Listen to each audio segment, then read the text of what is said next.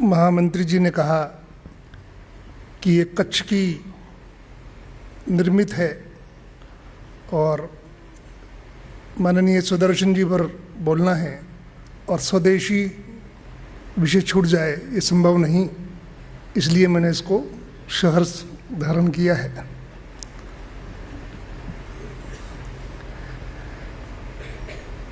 सभागार में उपस्थित सज्जन वृंद, माता भगिनी, हमारे मार्गदर्शक भैया जोशी, भारतीय विचार मंच के पदाधिकारीगण, 2012 में पूजनीय सुदर्शन जी का अंतिम संस्कार चल रहा था। बहुत लोग भेंट वार्ता के लिए, दर्शन करने के लिए, श्रद्धांजलि अर्पित करने के लिए आ रहे थे। उनके साथ 2 सुरक्षाकर्मी रहे, एक तत्काल साथ थे, एक रिटायर हो गए थे, CISF के थे। एक को स्वाभाविक आना था चूँकि वो अंतिम समय तक साथ थे, और एक निवृत्ति के बाद श्रद्धांजलि सभा में आए। किसी ने पूछा कि भाई आप तो वही हैं, आप तो सेवानिवृत्त हो गए थे। तो उनका उत्तर कि मैं सेवानिवृत्त हुआ हूं, सुदर्शन जी से निवृत्त कभी नहीं हो सकता। दूसरा जो तत्काल थे, उनसे पूछा गया आपकी भावनाएं क्या हैं? उन्होंने कहा कि अब नौकरी करने का आनंद समाप्त हो गया। तो हम समझ सकते हैं कि कितने सहज, कितने सरल। आप जानते ही हैं, प्रबुद्ध जन हैं कि कांस्टेबल या हेड कांस्टेबल लेवल के अधिकारी रहे होंगे। सुदर्शन जी दायित्व, पढ़ना लिखना, बीटेक किया था, कर्नाटक का परिवार था, मध्य प्रदेश रहे, रायपुर में जन्म हुआ, BE किया, तो प्रतिभा के धनी, असंख्य पुस्तकों को जिन्होंने हृदयंगम किया, भारत की जितनी भाषाएं हैं उन सब से लगभग परिचय था। ऐसे व्यक्तित्व पर अपने साथ के जो कर्मचारी थे उनसे कितने सरल थे। बहुत दृढ़ व्यक्तित्व था। 54 में प्रचारक बने, 1954 में, और प्रचारक बनने के बाद मैंने बताया BE किया था उन्होंने जबलपुर से। प्रचारक बनने के बाद स्वाध्याय, पढ़ना लिखना और साथ साथ संघ की शाखा पर परिश्रम वो बराबर था। वो अखिल भारतीय बौद्धिक प्रमुख भी रहे और अखिल भारतीय शारीरिक प्रमुख भी रहे। ऐसे दोनों दायित्व संघ में सामान्यतः कम देखने में आते हैं। और दोनों के साथ जो उनके साथ समय व्यतीत किए हैं, बहुत लोग बैठे होंगे, उन्हें ध्यान में है कि दोनों में आपको देखकर ऐसा लगेगा वो बौद्धिक प्रमुख के लिए ही जन्मे थे। जब शारीरिक प्रमुख बने तो ऐसा लगेगा शारीरिक प्रमुख के लिए ही जन्मे थे। इतने परफेक्शन थी, इतनी निपुणता थी। 70 के दशक में संघ में ये विषय आया कि जूडो कराटे शाखाओं पर होना चाहिए, तो ये ध्यान में आ गया जूडो कराटे होना चाहिए। तो जूडो कराटे, भारतीय परंपरा का जूडो कराटे क्या? तो केरल में कल्लरी है और एक गुरुजी हैं काशी के अंदर, वो सिखाते हैं भारतीय परंपरा का जूडो कराटे। जहाँ तक मेरे ध्यान में है 45 वर्ष की आयु हो चुकी होगी उनकी, 40 से प्लस तो थे ही। ऐसे 7-8 कार्यकर्ताओं ने स्वयं कराटे सीखे। पार्श्वस्थी, ध्यान होगा बहुत लोगों को। और कराटे स्वयं सीखने के बाद तब जाकर संघ में उनको उतारा। योग विषय आया। योग विषय भी संघ में योगासन पहले से था, सूर्य नमस्कार पहले से था, बहुत आरंभ से था, परंतु योग का जो वृहद रूप है, प्राणायाम है, ध्यान है, ये सब विषय स्वयं सीखे, उनके विषयों की इतनी गहराई में चले गए कि जो विषय के जानकार लोग थे वो भी अचंभित हो जाते थे उनको ज्ञान को देखकर। और सब संग में उन्होंने प्रस्तुत किए। घोष के जानकार थे। मेरा व्यक्तिगत अनुभव है, हापुड़ में शिक्षा वर्ग था, घोष का वादन चल रहा था, मेरे पास विजडम था, वो शायद गलत बच गया थोड़ा सा। मंचासीन थे वो, मंच हो गया, कार्यक्रम हो गया, मंच के बाद आए घोष वाले, स्थिर रहना, खड़े रहे। और जब तक हम लोगों ने 16-17 बार लगातार रिपीटेडली उन्होंने अभ्यास कराया, जब तक बिल्कुल परफेक्ट नहीं हो गए तब तक हटे नहीं। ऐसी स्थिति उनकी थी। और ये विषयों की स्थिति भी ऐसी थी, हर विषय को इसी तरह से लेना। ये पानी की बोतल है, अगर आप पानी दे देंगे उनको, सुदर्शन जी को, ऐसी बोतल में, तो पता है बहुत लोगों ने डांट खाई होगी कि ये क्या कर दिया। और यदि पानी का गिलास भरकर भी दे दिया तो भी पूरा 3 या 4 मिनट का लेक्चर सुनना पड़ता था कि पानी भरकर क्यों लाए, क्या भोजन के साथ पूरा पानी पी पाएगा आदमी, आधा पानी व्यस्त जाएगा, आधा पानी ये बनने में कितनी क्या क्या लगता है, गवर्नमेंट का इतना पानी स्टोरेज होगा, उसका सफाई होगी, उसमें ये डलेगा वो डलेगा, पूरा बताते थे। जीवन भर मनुष्य को सबक मिल जाया करता था कि सुदर्शन जी आए, या अपने जीवन में भी हमेशा जरूरत भर का पानी ही लेकर बैठना चाहिए, अनावश्यक जल का दुरुपयोग नहीं करना। ऐसी जैसी मैं कहानी आपको सुना रहा हूं, ऐसी असंख्य कहानियां उनके जीवन में थी। हमारे ध्यान में है अमृत वचन, सुभाषित। हम तो खैर इतने तज्ञ नहीं हैं, हम तो संघ की परंपरा के अनुसार यहाँ खड़े हैं, पर उनके पास सुभाषित सुनते तो इंग्लिश कोटेशंस, संस्कृत की, हिंदी की उक्तियां लगातार बोलते जाते थे। वो अध्ययन बहुत गहरा था। और संघ में भी चाहते थे वो प्रत्येक स्वयंसेवक बड़े महापुरुषों के वाक्यों को उद्धृत करना सीखे, कोटेशंस को कोट करना सीखे। और इसलिए बौद्धिक पुस्तिका लाए, अमृत वचन, उसके अंदर सुभाषित, उनकी परंपरा थी, बौद्धिक प्रमुख थे, शुरू किया। इतना ही नहीं, सिख, जैन, मुस्लिम, ईसाई, बौद्ध, सब समाजों में उनके कार्यकाल में 2000 से 2009 रहे, सब संवाद शुरू हुए। उनका कहना था कि सब भारतीय परंपरा के लोग हैं, केवल भूले बिसरे हैं, उन्हें याद दिलाना है कि आप वही हैं, पुराने लोग, आपके पूर्वज एक ही हैं, और इसलिए आप अपने आप को पुनर्स्मरण कीजिए। भारत में 25 आर्क बिशप हैं ईसाई समुदाय के, 25 के 25 एक बार केरल में बैठे, संघ के साथ वार्तालाप हुआ। पी परमेश्वरन जी, रंगाहरी जी, वहाँ के प्रांत प्रचारक माननीय सुदर्शन जी, कई लोग उस वार्ता में, वो ऐसा नहीं था कि शास्त्रार्थ था, पर था कुछ ऐसा ही।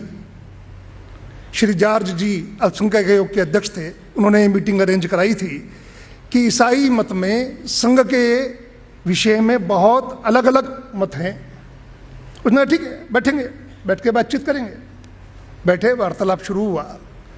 वार्तालाप 2-3 घंटे चला, चाय पान चला, और आप समझ सकते हैं कि कितना विरोधाभासी मीटिंग था वो। मीटिंग के बाद कमेंट्स क्या थे, संघ के विषय में हमें इतना ज्ञात नहीं था, हम संघ के विषय में आंख खोल देने वाली वार्तालाप में शामिल हुए। और तीसरा एक मजाक किया उन्होंने कि हम कभी 25 आर्क बिशप साथ साथ नहीं बैठते, आज अपने हिंदुओं का संगठन आप करते हैं, हम ईसाइयों का भी संगठन आपने कर दिया। ऐसा भी वहाँ में आया। और आपको ध्यान में होगा, भारतीय चर्च होना चाहिए, ये उनकी प्रबल मान्यता थी। उन्होंने कहा कि ईसाई मत का पालन कीजिए, इसमें कोई कहीं दिक्कत नहीं है। एक भगवान ईसाई मत को मानने से, ईसा मसीह को मानने से भारतीय परंपरा में कोई नुकसान नहीं होने वाला है। भारतीय परंपरा में असंख्य महापुरुष हैं, एक ये भी शामिल हो जाएंगे, हमें कोई दिक्कत नहीं। परंतु जब सब देशों में ईसाइयत अपने देश को मानती है प्रथम, तो आप भी मानिए, तो भारतीय चर्च, इंडियन चर्च होना चाहिए। इस विषय की शुरुआत माननीय सुदर्शन जी ने की। हमें ध्यान में है सिख मूवमेंट बहुत तेजी से, जो भ्रम संभ्रम है आपको ध्यान में है, वो थे ही सब संभ्रम। परंतु उन्होंने चंडीगढ़, मेरा सौभाग्य है उस बैठक में मैं शामिल था, बहुत बड़ी मात्रा में सिख बुद्धिजीवी बुलाए गए थे और उन्होंने विषय प्रस्तुत किया कि सिख धर्म को हमने संविधान ने ही मान्यता दे दी है, हम भी मान्यता दे ही रहे हैं, परंतु वो मूल परंपरा क्या है, उसके और आख्यान कितने हैं, निर्मले कौन है, क्या गुरु नानक देव जी की परंपरा थी, दशम गुरु ने खालसा पंथ की नींव रखी, इतने गुरुओं की वाणी गुरु ग्रंथ साहब के अंदर है, वो सब विषय इतनी गहराई से प्रस्तुत किए कि मैं उस सभागार में मौजूद था, तो मेरे साथ एक सिख सज्जन बैठे हुए थे, बड़े स्कॉलर थे वो, तो वो अपने साथी से बता रहे थे, मैं सुन रहा था कि जितना ये बता रहा है, दस रहा है, मतलब पंजाबी में बोला, इतना तो हमारे कोई ग्रंथी बता पाएंगे, इसमें शक है।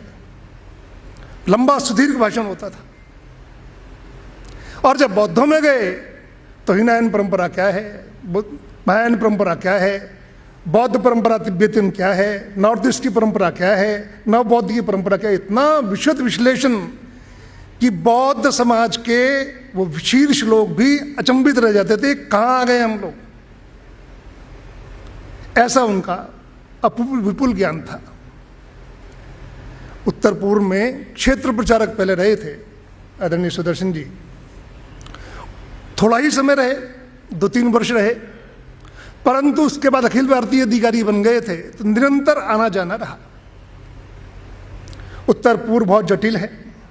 असम का तो नाम ही असम इसलिए कि सम नहीं है, वो अकेला राज्य है जो 8-8 राज्यों से मिलता है, हमारे ध्यान में है।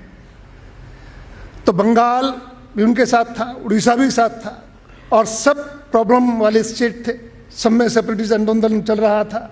आज मणिपुर बंद है, आज मिजोरम बंद है, आज नागालैंड बंद है, ये ध्यान में ही था हमारे।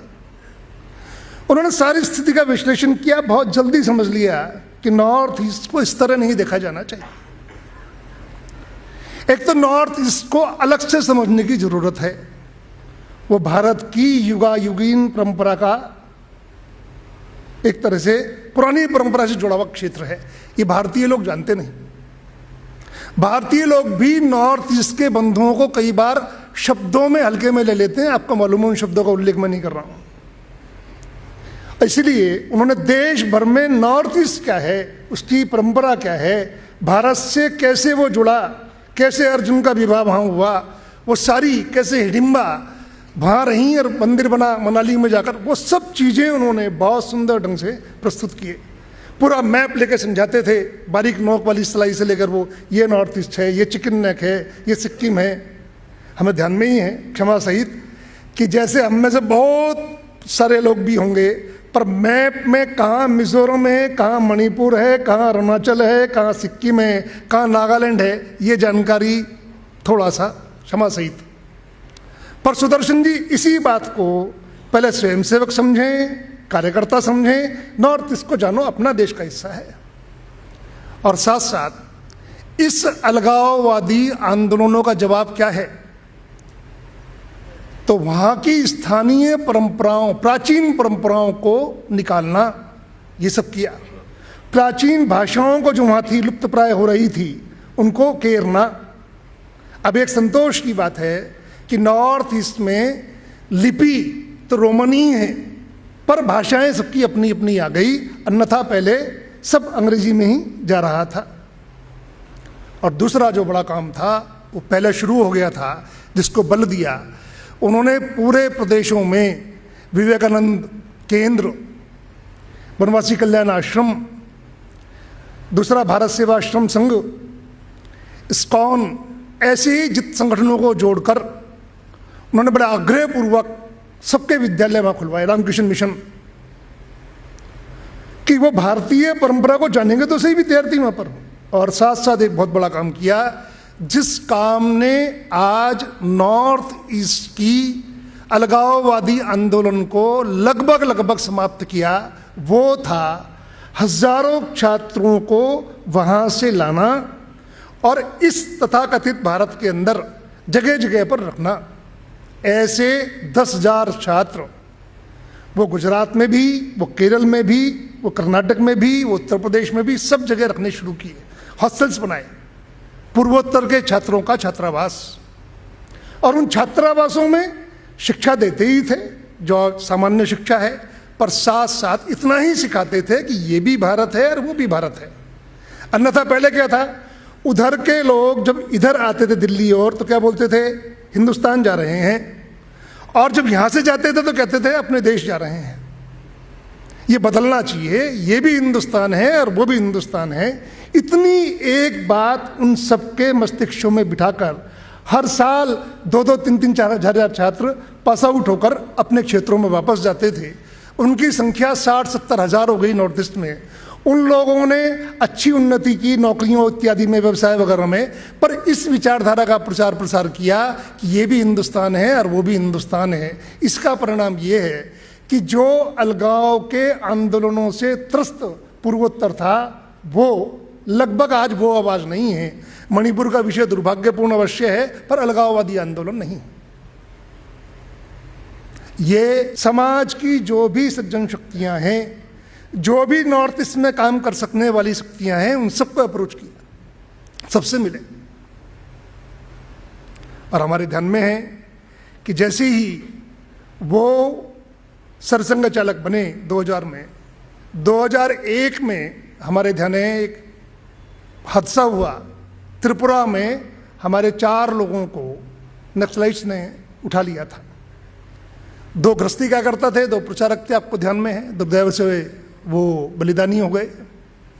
बहुत बड़ा धक्का था, क्योंकि बहुत लंबे समय बाद ऐसा हुआ। अन्यथा नक्सलाइट मूवमेंट का विरोध करने में स्वयंसेवक और संघ के संसदों पर प्राणघातक हमले होते रहे हैं, परंतु बहुत लंबे समय के बाद था।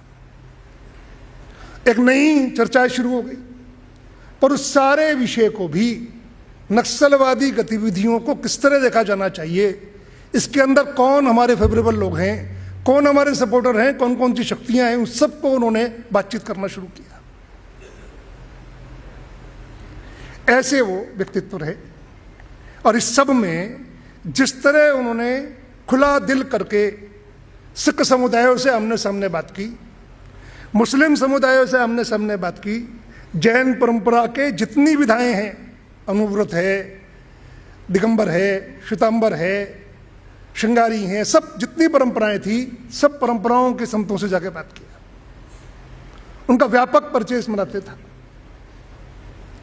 ऐसे अपने सुदर्शन जी रहे। सरलता, सहजता और स्वयंसेवक के मन के प्रश्न, आम जन के मन गोष्ठी जिस तरह हो रही है, हम तो आपको बहुत समय नहीं देंगे प्रश्न उत्तर का, पर वो देते थे। वक्तव्य कम और लंबा प्रश्नोत्तर। फिर प्रश्नोत्तर के उत्तर देने में जब तक आपके चेहरे, आपकी हाव भाव से ऐसा नहीं लगेगा कि आप संतुष्ट हो गए, तब तक वो उत्तर देते थे। मेघा थी, प्रतिभा थी। 9 वर्ष संगठन चलाया बहुत कुशाग्र तरीके से। और जो वर्तमान सरसंघ चालक हैं वो उस समय सरकारवा थे। हमारी परंपरा में सरकारवा एग्जीक्यूशन करते हैं, सारा क्रियान्वयन करते हैं बातों का। सरसंघ चालक सब चीजों पर दृष्टि रखते हैं, नेतृत्व देते हैं, दिशा देते हैं। माननीय शेषाद्रि जी रहे, कल जब बौद्धिक हुआ उससे पूर्व माननीय शेषाद्रि जी रहे वर्षों तक। ऐसी परंपरा अपनी रही। हमारे ध्यान में है उस समय 2 आंदोलन बहुत विशेष हुए। एक तो संघ की 75वीं जयंती हो गई थी, तो क्या करना चाहिए, तो राष्ट्र जागरण अभियान करना चाहिए। संघ के विषय पूर्व सरसंघ चालकों ने महिला विषय पर जो बोला, विद्यार्थी विषय पर जो बोला, देश की समस्याओं पर जो बोला, उनकी छोटी छोटी बुकलेट बनाई और हम घर घर गए, जगह जगह भाषण दिए। ये लगभग ये मानिए 2001-2002 में पूरा चला। 2001, 2001 में राष्ट्र जागरण अभियान। और उसके पश्चात एक विशेष अभियान उनके नेतृत्व में हुआ, वो था गुरुजी की जन्म शताब्दी 2006-07, ये बड़ा व्यापक था। मैं विभाग प्रचारक था, तो एक विषय आया सामाजिक सद्भाव बैठक, ये करनी है। हम इलझ जाते थे अपने अधिकारियों से, क्या भला है सामाजिक सद्भाव बैठक, क्या बता रहे हैं आप, क्या विषय है ये, सामाजिक सद्भाव बैठक करनी है। सद्भाव के तो बहुत आंदोलन है, पर अपने लोगों ने बताया कि सामाजिक सद्भाव बैठक इस समाज की सुप्त सज्जन शक्ति को जगाने का वृहद प्रयोग है। कैसे है, कौन लाने हैं? तो पहले मोटा मोटी लाने हैं भारत का फर्स्ट भिन्न भिन्न जातियों के प्रमुखों को उस बैठक में उनके स्तर के हिसाब से लाना। राज्य स्तर के हैं तो राज्य पे बैठक करना, जिला स्तर के हैं तो जिला स्तर पे बैठक करना, खंड स्तर के हैं, ब्लॉक स्तर के हैं तो ब्लॉक स्तर पे बैठक करना। साथ साथ अलग से कुछ और सज्जनों को जोड़िए। और सज्जन कौन है? तो हमारे देश में साधु संतों की बड़ी परंपरा है। हमारे ध्यान में है कि 2011 की जनगणना में जब आप देखेंगे तो लगभग 35 वर्ष से अधिक के 0.5% लोग शादीशुदा नहीं हैं, एकदम सन्यासी नहीं हैं, पर अनुमानतः उस समय 35 लाख के लगभग सन्यासी थे देश में, जो स्टैटिस्टिकल डिपार्टमेंट ने बताया। कितनी बड़ी शक्ति है, हर गांव में 4 के हिसाब से, 5 के हिसाब से। तो ये सज्जन शक्ति है, इनको बैठकों में आमंत्रित कीजिए। दूसरा एनजीओ है, समविचारी एनजीओ हो सकते हैं। कितने एनजीओ हैं? लगभग 6 लाख से अधिक देश में रजिस्टर्ड एनजीओ हैं। उस क्षेत्र में काम करने वाले एनजीओ के प्रमुखों को बुलाइए। और साथ साथ भारत के अंदर यहाँ पर भिन्न भिन्न मत हैं, भिन्न भिन्न समुदाय हैं, भिन्न भिन्न धार्मिक उपासनाएं हैं, ऐसे धार्मिक संगठनों को बुलाइए।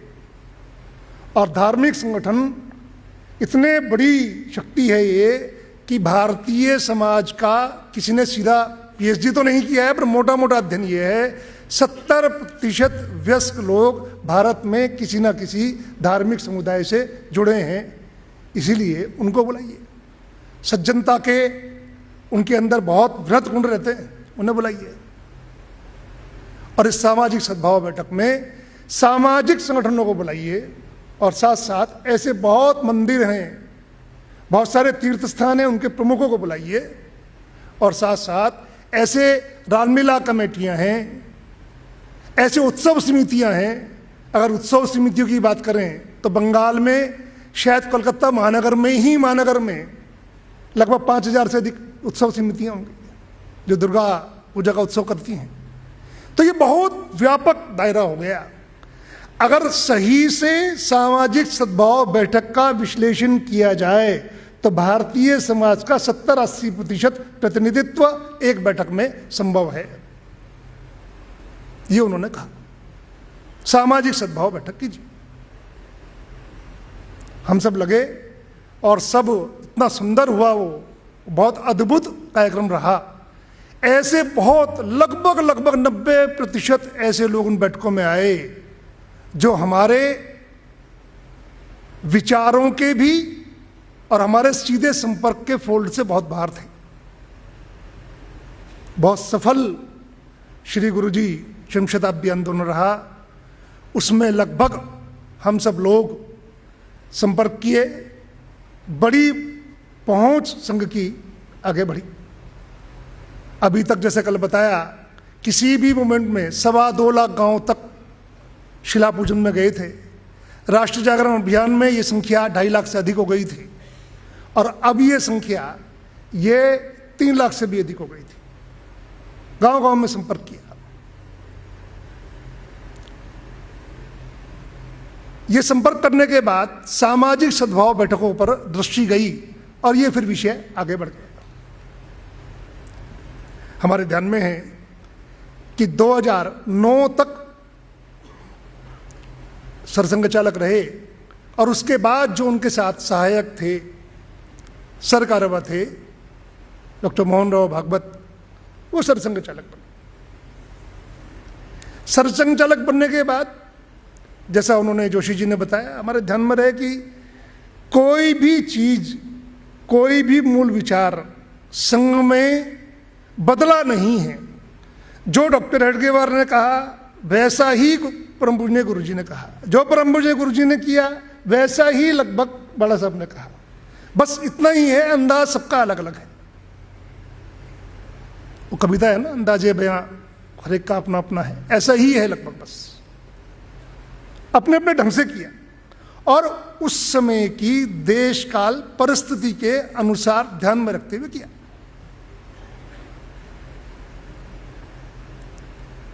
जब आए डॉक्टर मोहन राव, वही सब विषय, उन्हीं विषयों को आगे बढ़ाना था।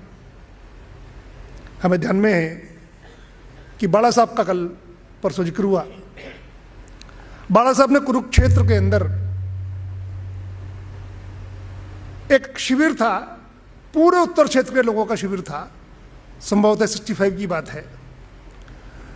उस शिविर में बाला साहब देवरस के 6 भाषण हुए हैं। लक्ष्य और कार्य करके एक पुस्तक है छोटी सी, अंग्रेजी हिंदी दोनों में है, मराठी में भी है। उस पुस्तक में उन्होंने एक कार्य लक्ष्य दिया, संघ कब तक चलाना। तो उन्होंने बड़ा सुंदर उसमें कहा गया है कि बहुत सरल शब्दों में समझाया है कि इस कार्यक्रम में उपस्थित जो लोग हैं, जिस तरह अनुशासित बैठे हैं वैसा अनुशासित समाज भी होना चाहिए। तब जिस तरह ये समुदाय सोच रहा है, स्वयंसेवक बैठे हैं सारे उधर वहां पर 65 में, जो स्वयंसेवक सामने बैठे हैं, जिस तरह आप सोचते हैं देश के विषय में, ऐसा समाज भी सोचना शुरू कर दे।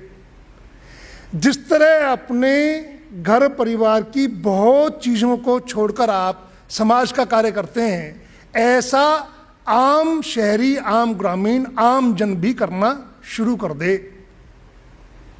और जिस तरह से देश के लिए आप समर्पण करने के लिए प्रतिबद्ध हैं, ऐसा समर्पण करने की प्रतिबद्धता आम नागरिक की हो जाए, तब तक हमें संघ चलाना है। ऐसे 4-5 बिंदु उन्होंने उस बैठक में लक्ष्य और कार्य में दिए कि ये चलाना, यहां तक चलाना है बस। जब ये पूरा हो जाएगा, आम आदमी का व्यवहार देशभक्ति पूर्ण हो जाएगा।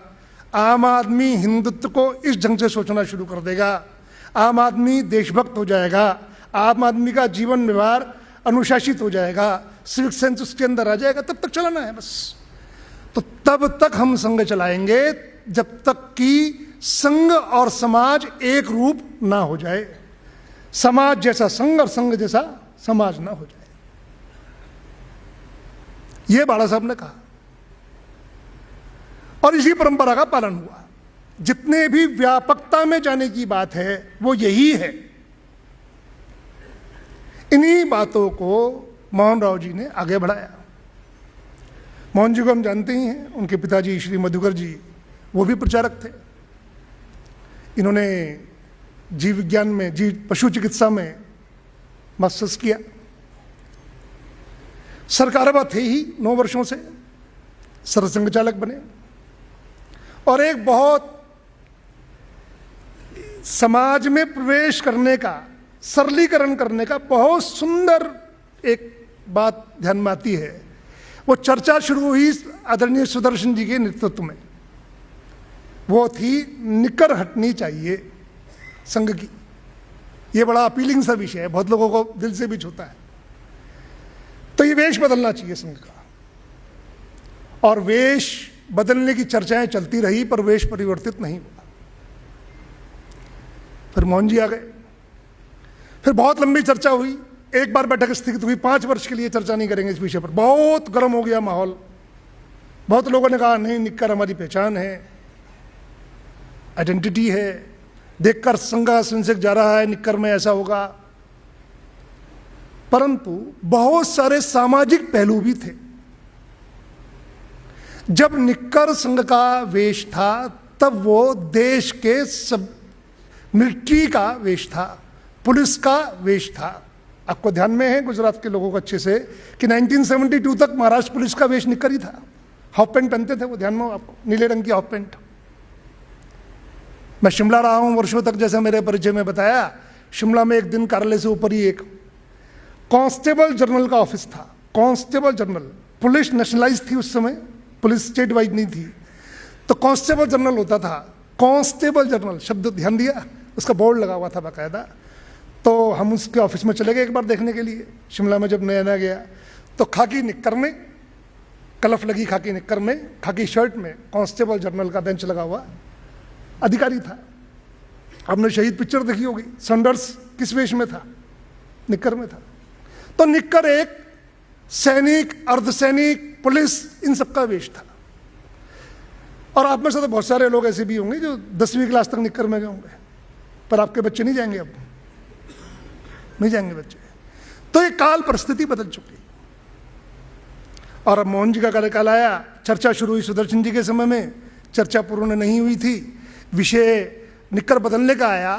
तो निक्कर बदलना विषय नहीं था, ये एक प्राचीन बात को जो बाला साहब ने कही, जो मूल कही कि संघ और समाज एक रूप हो, संघ समाज में विलीन हो जाए, समाज भी वैसा ही व्यवहार करने लगे जैसे संघ का स्वयंसेवक करते हैं, इसका एक प्रतिबिंब था, रिफ्लेक्शन था एक।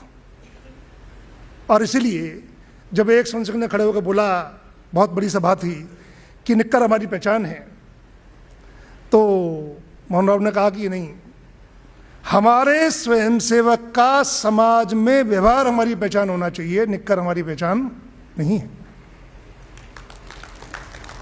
और ऐसा कर कर उन्होंने इस व्यापकता को, समाज में विलीनीकरण की पहल को आगे बढ़ा दिया। और पेंट लिया, हालांकि पेंट भी अंग्रेजी वेश है, परंतु ये सरल वेश है। भारत के हर गांव में, 6 लाख से अधिक गांवों में 2-2 टेलर आपको पेंट सिलने वाले मिल जाएंगे, हर आदमी के सहज अप्रोच में वो वेश बनाया। जूते पहले लॉन्ग बूट थे, फिर सरलीकरण हुआ, फिर अब सामान्य कपड़े के जूते भी पहन सकते हैं काले रंग के आप। ये सब उसी बात का, उसी विचार का प्रकटीकरण है कि हम समाज जैसे ही हो रहे हैं, हमारी आइडेंटिटी हो गई, पहचान हो गई।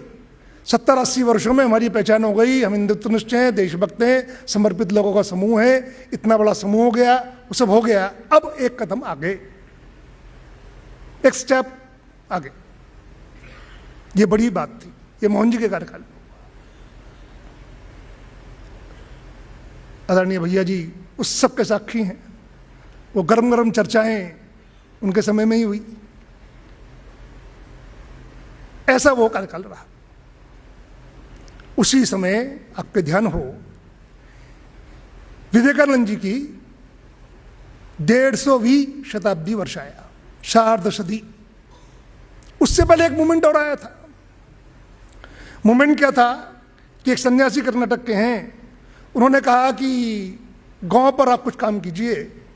हमारे लोगों ने कहा भाई गांव पर तो काम किया ही है, आज़ादी के तुरंत बाद 2 करोड़ हस्ताक्षर गौवध रुकना चाहिए, इस पक्ष में किए ही हैं संसदों ने। पश्चात उसके 66 में दोबारा आंदोलन किया, वो आंदोलन दुखद समाप्ति हुई। उस आंदोलन पर गोलियां चली, बहुत दुखद रहा वो सब जानते ही हैं आप लोग। 2 आंदोलन हम कर चुके हैं, परंतु आप कहते हैं तो विश्व मंगल गौग्राम यात्रा आपके बहुत सारे लोगों को ध्यान में होगा, देश भर में गति किया। गौ रक्षा क्यों होनी चाहिए, गांव के गुण क्या हैं, गांव क्यों आवश्यक है, गांव की आवश्यकता इस देश को क्यों है, गौवध होने से नुकसान क्या है, वो सब चीजें बहुत अच्छे ढंग से पूरे भारतवर्ष में सभी ने मिलकर आगे बढ़ाई। उसका इम्पैक्ट क्या हुआ, उसका प्रभाव क्या हुआ? उसका प्रभाव ये हुआ कि देश में 5000 से अधिक गौशालाएं उसके पश्चात खुली। उसका प्रभाव ये हुआ कि आज ब्लेंडेड गौ के दूध हैं। गौ का दूध मुझे बहुत अच्छी तरह ध्यान है, पश्चिम उत्तर प्रदेश का रहने वाला हूं, हमारी भी हरियाणा जैसी दूध की धरती मानी जाती है, परंतु हमने भी शुरू से ही भैंस का दूध पिया। हमारे माता पिता ऐसा बोलते थे, गाय का दूध होता है कोई, किधर है उसमें दूध में, भैंस का पियो, तगड़े बनोगे।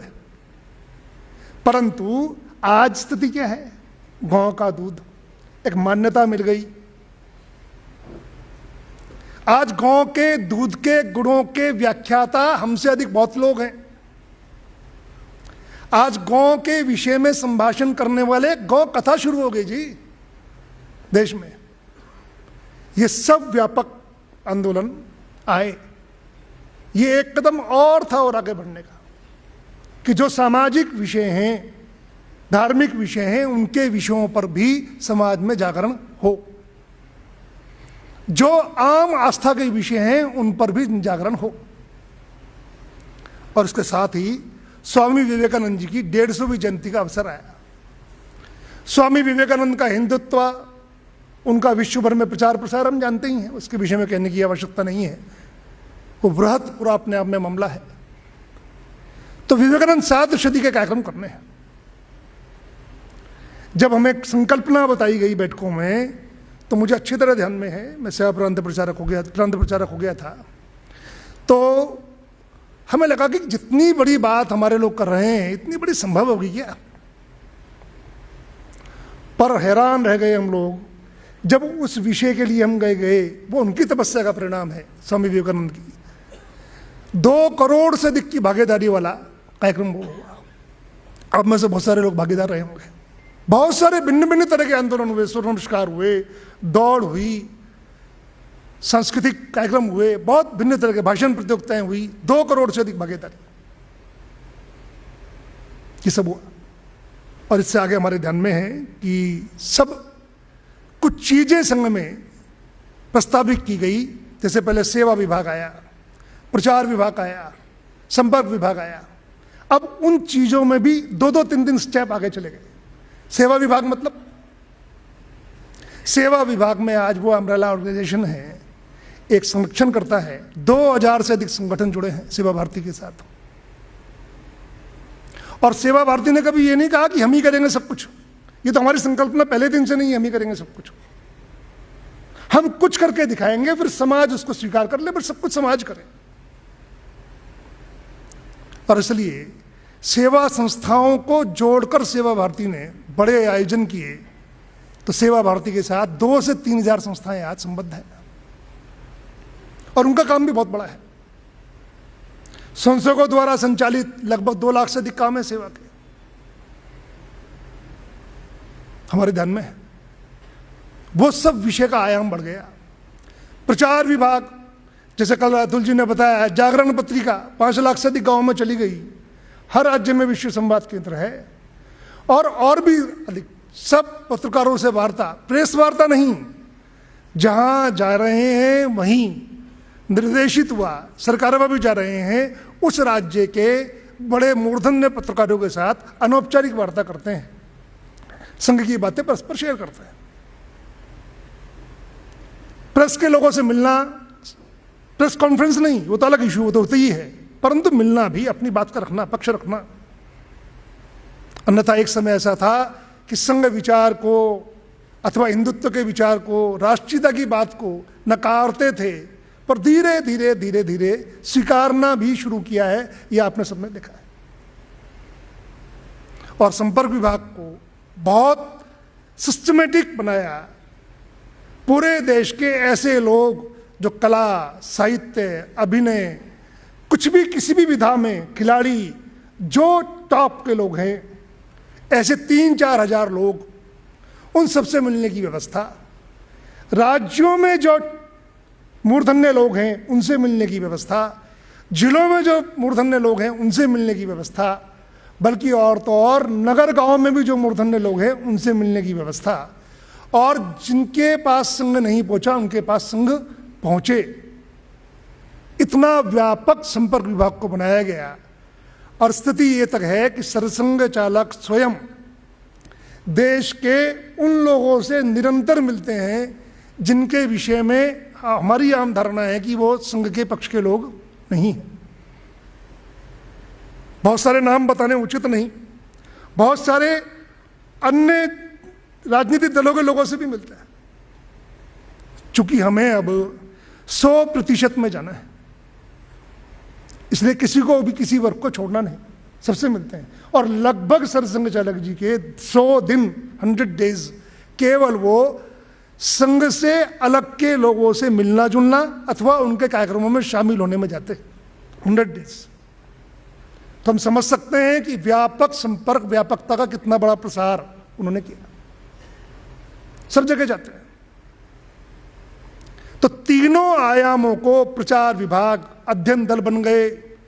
हर विषय का भारत के अंदर चल रही हर गतिविधि के विषय में आज प्रचार विभाग के पास अध्ययन दल है, अध्ययन समूह है।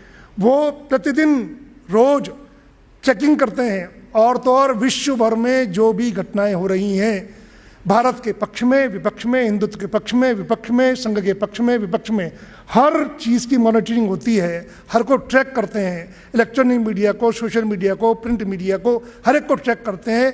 ट्रैक बनकर क्या उत्तर देना है, किसी का उत्तर नहीं देना है, अथवा किसी से फोन पर बात संभव हो सकती है, अथवा किसी तथ्यात्मक गलती पर कोर्ट में जा सकते हैं, वो सब चीजें यथावत प्रचार विभाग में हुई। इससे दायरा कितना व्यापक हो गया। लेखकों की बैठकें हो रही हैं, प्रकाशकों की बैठकें हो रही हैं। हमारे विरोधी हैं पक्के वाले, पर हम उन्हें आमंत्रित कर रहे हैं, आइए ना, बैठिए, आप समझिए, जानिए, कोई चूक हो रही है तो बताइए। ये सब करते हैं और आते हैं। थोड़ी शर्त ये रहती है कुछ लोगों की कि हमें प्रचारित ना किया जाए, कृपया फोटो वोटो मत खींचिए, आ रहे हैं हम लोग, ऐसा भी है।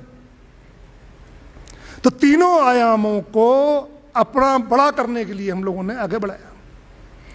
और उसके बाद कुछ विषय ऐसे आए जो विषय देश की संवेदना के भी थे पर व्यापकता के भी थे। कुछ गतिविधियां लाई गई संघ में, वो गतिविधियां अभी स्वतंत्र अस्तित्व में है, पर संघ उनको पोषण दे रहा है। हमारे ध्यान में है पर्यावरण, बहुत तेजी से पिछले दिनों चर्चा का विषय है, कई वर्षों से लगातार ग्लोबल वार्मिंग के कारण, वो सबको ध्यान में है। और इस बार 2025 में तो बच्चे बच्चे को मालूम चल गया कि पर्यावरण असंतुलन का परिणाम क्या है। विश्व की 8 अरब की आबादी है, तो कम से कम 5 अरब को तो मालूम चली गया है कि स्थितियां कितनी भयावह होने वाली है अगर ऐसे ही चलता रहा। तो पर्यावरण गतिविधि को लाया और इतना ही किया कि हमें पर्यावरण का अपने से शुरुआत करनी है, संघ के संशोधक को, संघ के कार्यकर्ता को, और पर्यावरण में काम करने वाले लोगों सबको जोड़ना है। और उसका परिणाम है, अभी दिल्ली में अभी चल रहा है पैरेलल, हमारे देश भर में नदियों पर काम करने वाले लोगों का एक 3 दिन से सेमिनार चल रहा है। आप कभी नेट पर देखिए, आप वो कौन सा मंडपम है उसमें चल रहा है, उसमें सब है, हमारे लोग भी हैं। हमने ये ध्यान रखा कि इसके विषय पर काम करने वाले लोग, जितने लोग काम कर रहे हैं, उनसे हम निवेदन करेंगे कि हमारे मतभेद संघ के विचार के विषय में हो सकते हैं। पर्यावरण पे आप भी काम कर रहे हैं, पर्यावरण पे हम भी काम कर रहे हैं, तो मतभेद की इस विषय पर साथ आइए, बाकी छोड़ दीजिए, आप मत मानिए बाकी चीजों को। पर्यावरण में तो शुद्ध है ना, मानिए इन बितों को। तो ऐसा ही पर्यावरण और हमारे ध्यान में है समरसता, इसका विषय कर लिया बहुत अच्छे से। इस विषय पर काम, और इसके साथ साथ हमारे ध्यान में है बहुत, कल शेखर जोशी, शेखर शुक्ला जी आए थे, कल आए थे, पद्मश्री शेखर, ये नाम है ना, तुषार शुक्ला जी। तो मुझे बताया संघचालक जी ने कि वो बहुत परिवारों की संवेदनाओं के विषय में गुजरात के सबसे बड़े हस्ताक्षर वही हैं। उनके वीडियो देखे हमने कल बैठकर, कल यहाँ थे मंच पर। तो कुटुंब प्रबोधन, जिस संवेदना को वो कह रहे हैं, उस संवेदना को हमारे कार्यकर्ताओं ने जाना, माना, और उस बात को अब आगे बढ़ाया गया है। तो अगले वर्षों में कुटुंब प्रबोधन ये गतिविधि लाई, आगे तो चलेगी चलेगी। गौ सेवा हमारा पहले से ही है, उसके विषय में मैंने उल्लेख किया ही है। और ग्रामों का विकास होना चाहिए,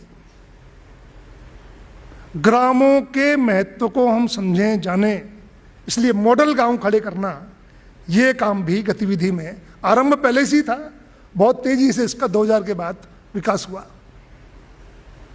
और गतिविधि आई, हमारे ध्यान में है, सामाजिक सद्भाव को गतिविधि के रूप में ले लिया, स्थायी आधार बना दिया, हमेशा करते रहिए। इसके बाद ये सब गतिविधि आने के बाद इसी बीच एक मूवमेंट और आया, कोरोना काल आया। कोरोना काल में एक सुखद अनुभव हम लोगों को हुआ। कोरोना काल आया, ये दुखद प्रसंग है, पर सुखद मैंने इसलिए किया कि देश के आम जन ने जो भी समर्थ था और जितनी उसकी सामर्थ्य थी, उसने अपने आप को हर कुछ देने की कोशिश कोरोना काल में की। अभी तक समाज के लिए कुछ करने की भावनाएं संघ और बहुत कम संगठनों को थी, पर कोरोना काल में शायद हमारे प्रयासों के परे जाकर लाखों लोगों ने कोरोना काल में सेवा कार्य किए। ये सुखद था। हम ऐसा मान सकते हैं कि संघ ने समाज में किसी भी आपत्ति में काम करना जो धीरे धीरे सिखाना शुरू किया, वो समाज ने मान लिया, भले ही संघ का नाम हुआ अथवा नहीं हुआ। पर आपको ध्यान हो, पूजनीय मोहन राव का उद्बोधन हुआ था, हमारे ध्यान में है। कोरोना काल भी निकला और कोरोना काल में एक और विषय आ गया। वो विषय बड़ा आश्चर्यजनक था। बड़ी व्यवस्थाओं पर प्रतिबंध लगे हुए थे, बड़ी सभाओं पर, तो अपने सरकारवा मैंने भैया जी, सरसंघ चालक जी, सब लोग, पूरी टीम हर क्षेत्र में गई। विषय प्रस्तुत हुआ कि जन्मभूमि का विषय ये हो गया है, सब क्लियर हो गया है सब कुछ, अब मंदिर निर्माण होना है और निर्माण के लिए राशि संग्रह होनी है। राशि संग्रह होनी है तो सभी स्वयंसेवकों को इसमें अपना योगदान और अपने बाद समाज का योगदान कराना चाहिए। तब मैं क्षेत्र प्रचारक था, मुझे याद है पहली बैठक में हमने तो सुना, पर सुनने के बाद जब हमने क्षेत्र के कार्यकर्ताओं की बैठक किया तो बैठक करते ही प्रश्न आ गए, साहब आप समझते नहीं, आप प्रचारकों को सुन के, आपको मालूम है व्यापार की स्थिति क्या है, आपको मालूम है धंधे चल रहे नहीं चल रहे, आपको मालूम है 6-6 महीने से सब बंद पड़ा है, आपको मालूम है टर्नओवर नहीं है, सारे टैक्सेस तो सारे है ही, खर्चे और हो गए उल्टे, कौन पैसे देगा। ये सब प्रश्न आए। कार्यकर्ताओं को समझाया गया कि भाई थोड़ा राम पे विश्वास रखो, थोड़ा संगठन पे विश्वास रखो और थोड़ा अपने पे विश्वास रखो, और फिर बढ़ो आगे, देखें क्या होता है।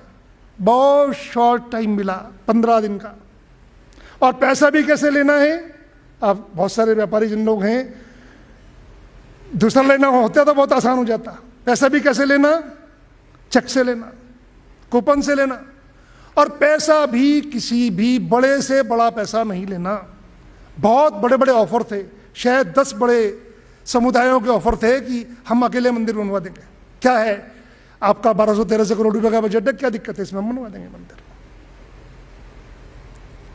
और जब संग्रह के आंकड़े आने शुरू हुई, समस्त विचार परिवार की शक्ति लगी, तो हम सब अचंभित रह गए। अपने पे विश्वास रखा, संगठन पे विश्वास रखा, राम पे विश्वास रखा। जो राशि सोच रहे थे कि लगभग 1,500 करोड़ के आसपास हो जाना चाहिए, वो 3 हो गया। और 3 ही नहीं हुआ तो विदेश में जो भक्तों ने किया वो अलग था, क्योंकि सर्टिफिकेशन नहीं हुआ था तो आई नहीं राशि, बाद में आई वो। और इसके बाद ऑफर्स की भरमार थी, ये ले लीजिए, ये ले लीजिए, ये ले लीजिए। उस कुछ दिनों में लगातार अयोध्या जाना हुआ, तो आदरणीय चंपत राय जी, जो विश्व हिंदू परिषद के ट्रस्टी भी हैं, सचिव भी हैं, उन्हीं के पास सब कुछ था। उनके फोन हमेशा खड़खड़ाते रहते थे, ये ले लीजिए, द्वार हम बना देंगे, ताले हम बना देंगे, सफेदी हम करा देंगे, लैंडस्केपिंग हम करा देंगे, फलाना हम करा देंगे, ठिकाना हम करा देंगे, दुनिया भर के। वो ना ना ना ना करते रहे कि नहीं नहीं, ट्रस्ट ने तय किया है कि इन 3 संस्थाओं को काम दिया है, इनकी देखरेख में दिया है, वही करेंगे, उसके अलावा किसी की सेवा हम नहीं लेंगे, सारा ही जितना खर्च होगा वो चेक से देंगे। चूंकि जन जन का ये है तो ये बिल्कुल पारदर्शी होना चाहिए। और इसीलिए उस काम में 12 करोड़ अब तक के समस्त संघ परिवार ने इतने वर्षों में जितनी गतिविधि की हैं, उन सब का ये वृहद रूप था। 12 करोड़ परिवार, उनसे ये राशि आई। 12 करोड़, 12×5 = 60, यानी भारत की लगभग आधी आबादी किसी न किसी माध्यम से इसमें भागीदार हो गई। ये बहुत बड़ी बात थी। और शायद पूरे विश्व भर में पॉलिटिकल पार्टियों में होता है, पर किसी सोशल ऑर्गेनाइजेशन ने इतने 15-20 दिन के समय में इतना बड़ा धन संग्रह किया हो, ये भी, पर ये कैसे संभव हुआ? राम की शक्ति तो है ही, उसके बिना तो कुछ भी संभव नहीं। परंतु ये समाज में व्याप्त होना शुरू किए, समाज में संपर्क का दायरा बढ़ना शुरू हुआ, तो स्वयंसेवक शक्ति कम होने के बावजूद भी इस व्यापकता का एहसास उस समय लोगों को हुआ जब राशि हमने अपने हाथ में देखी। और उस रिकॉर्ड को फिर समाज में फिर दोबारा एक बार हम दोबारा गए कि अक्षत वितरण करना है, और अक्षत वितरण में जाना है, घर घर जाना है। ये आंकड़ा 20 से 22 करोड़ चला गया। और जब ये बात आई कि सब वहां ना जाएं, अपने घर में ही प्राण प्रतिष्ठा को देखें, तब ये आंकड़ा और ज़्यादा बढ़ गया। उसके आंकड़े इकट्ठे ही नहीं हो रहे हैं, वो 30-35 करोड़ तक चला गया, 50 करोड़ तक चला गया। एक ही दिन में, एक ही समय पर, एक ही विषय को लेकर होने वाला सबसे विश्व का वृहत कार्यक्रम प्राण प्रतिष्ठा का हो गया। ये सब जितने काम थे, धीरे धीरे धीरे धीरे एक संचालक, दूसरा संचालक, तीसरा संचालक, एक सरकारवा, दूसरा, तीसरा, टीम, इन सबके कार्य का परिणाम है। अब संघ की शक्ति कितनी? लगभग मानिए आप 45 लाख के लगभग संघ के स्वयंसेवक एक तरह से सूचीबद्ध है, क्योंकि सदस्यता तो होती नहीं, पर्ची तो कटती नहीं हमारे यहाँ। लगभग सब मिलाकर 5 लाख से अधिक लोग दायित्व में नहीं होंगे, 5 लाख लोग दायित्व में होंगे। प्रचारक कितने? सब मिलाकर 4000 प्रचारक। तो ये इतनी बड़ी शक्ति, और इनका परिणाम कितना? अगर आप सोशल इंपैक्ट देखिए इसका, तो आज लगभग संघ के स्वयंसेवक, अब हम जन्म शताब्दी वर्ष में हैं। मोहन जी का कहना है कि 100% तक कीजिए। अब हम 10%, 20%, 30% वाले नहीं हैं। हम संघ के लोगों को 100% समाज हमारा है, पूरा भारत हमारा है, इसमें जाना है। तो 100% में जाने के लिए सब गांवों में संपर्क चाहिए। अभी तक हमारा संपर्क 5.5 लाख गांव में है, अब 6.5 लाख गांव में संपर्क होना चाहिए जन्म शताब्दी के निमित्त। और साथ साथ घरों में जाएंगे हम, तो आप सोचिए, अभी तक हम 20 करोड़ घरों में गए हैं किसी माध्यम से, अब यह आंकड़ा इससे भी आगे जाना चाहिए। जन्म शताब्दी का यह लक्ष्य है। और इसमें 5 परिवर्तन की बातें कही हैं, वो सब बातें आ गई हैं। उन विषयों के विषय में संघ नेतृत्व का कहना है कि ये कोई एक दिन का मूवमेंट नहीं है, कोई ये जन्म शताब्दी वर्ष के 5 परिवर्तन, ये विषय केवल यहीं तक सीमित नहीं। ये विषय भारत के विकास, भारत की सुरक्षा, भारत की दुनिया को दी जाने वाली देन, इन सब को परिलक्षित करते हैं। ये 5 विषय अगले 20 वर्षों तक निरंतर चलते रहने चाहिए। इन विषयों को लेकर संघ नेतृत्व ने जो कहा, उसको अपना धीरे धीरे, हम ऐसे चले थे, धीरे धीरे ऐसे बढ़े, आगे बढ़े, और ये बाहें संघ की अब 100% तक हो गई हैं। तो पीछे जुड़ने की गुंजाइश कितनी है मुझे मालूम नहीं, परंतु पूरा वृहत भारत हमारा है। इस और संघ अब बढ़ गया है। उस सब में आप सभी सहभागी हैं, सभी सहयोगी हैं, सभी का आशीर्वाद है। इन्हीं बातों के साथ विराम देता हूँ।